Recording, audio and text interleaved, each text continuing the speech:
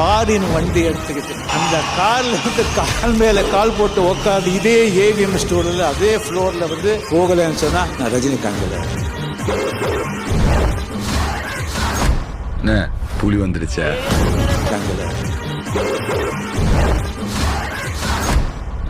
புலி வந்துடுச்சா?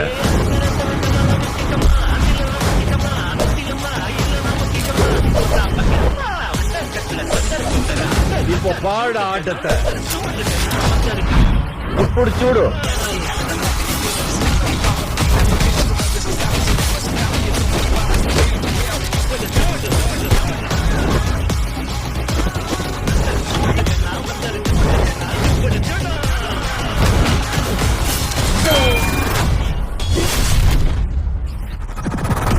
அவ்வளவுதான், ரஜினி முடிஞ்சு போச்சு. இது 40 வருஷமா சொல்லிட்டு இருக்கான்.